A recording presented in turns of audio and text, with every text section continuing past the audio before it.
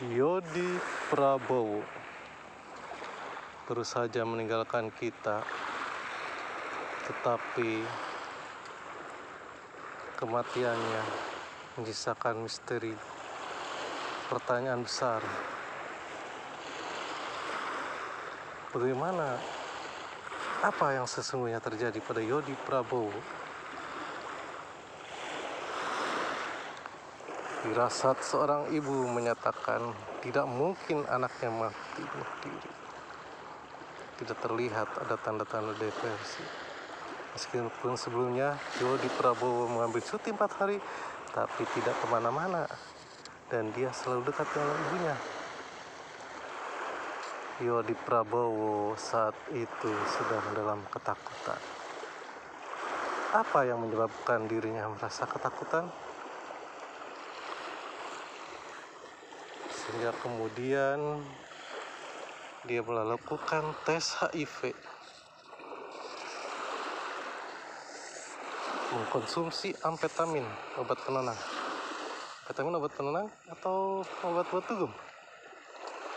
Tapi ini kata polisi buat depresi. Artinya dia memang sedang ketakutan dan mencoba untuk menenangkan diri.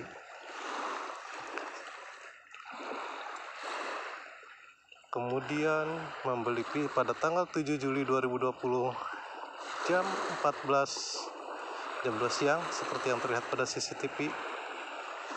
Yodi Prabowo membeli sebuah pisau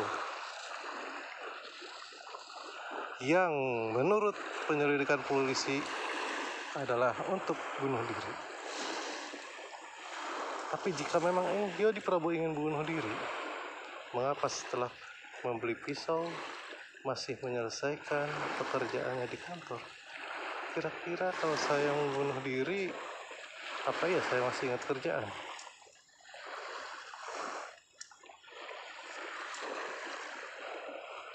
Kemudian motor Beat yang bersangkutan ditemukan di pinggir jalan tol pada tanggal 8 Juli 2020 jam 2 dini hari.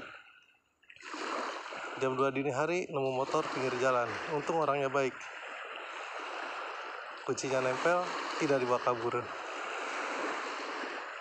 Artinya sesepi-sepinya tempat mayat Yodi Prabowo ditemukan, jam 2 malam masih ada orang lewat. Kemudian baru polisi menyimpulkan bahwa Yodi Prabowo meninggal pada tanggal 9 Juli antara jam 12 malam sampai jam 2 ditemukannya motor. Jenazahnya baru ditemukan pada tanggal 10 Juli 2020. Kemudian polisi setelah menyelidiki selama 2 minggu, polisi menyimpulkan bahwa yang bersangkutan diduga kuat bunuh diri. Walaupun polisi menyatakannya dengan keraguan, karena menambahkan kata-kata tetap terbuka apabila menerima informasi lebih lanjut. Karena apa? Motifnya masih menjadi misteri. Apa yang menyebabkan Yodi Prabowo ketakutan? Sehingga kemudian dia memutuskan diri untuk bunuh diri, tetapi bunuh diri dengan cara yang tidak biasa dan menyakitkan. Harakiri dilakukan dengan 1 kali tusukan. Yodi Prabowo melakukannya dengan 4 kali tusukan, dengan pisau dapur pula. Lalu mengapa bunuh diri di tempat sepi? Mengapa dia tidak ingin diketahui bunuh diri? Apakah dia punya asuransi yang tidak cair kalau dia bunuh diri? Apakah dia tidak ingin keluarganya menjadi malu? Apakah jika dia bunuh diri nanti dia disangka berjiwa lemah?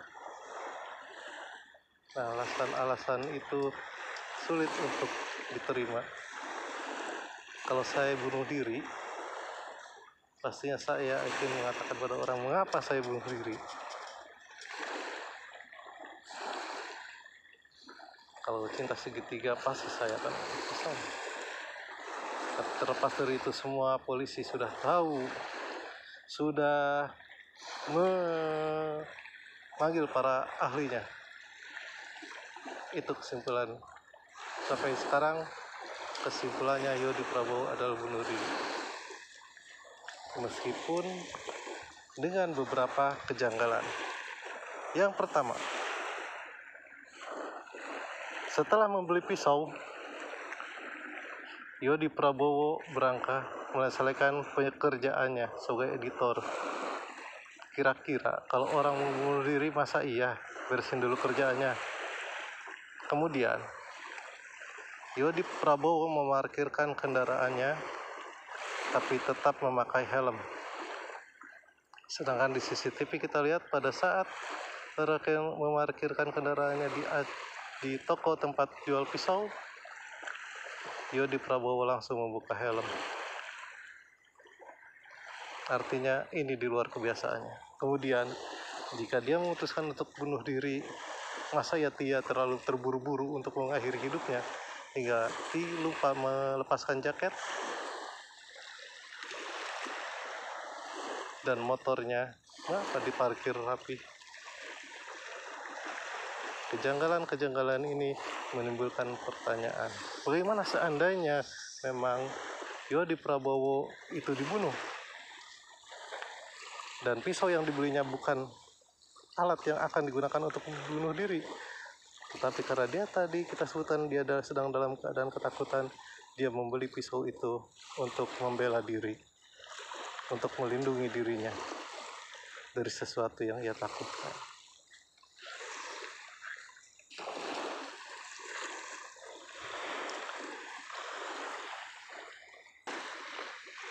Sekarang, apa yang akan saya lakukan ketika saya ingin membunuh seorang Yodi Prabowo?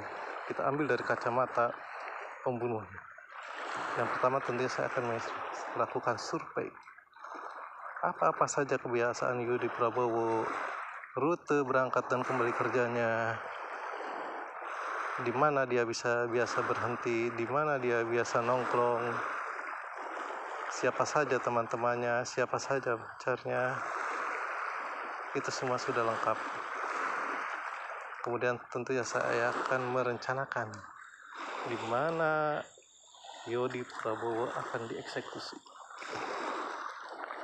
yang tidak menimbulkan kecurigaan baik dari yang bersangkutan maupun dari pihak aparat keamanan, orang ini polisi. Saya pun akan menentukan jamnya, lokasi.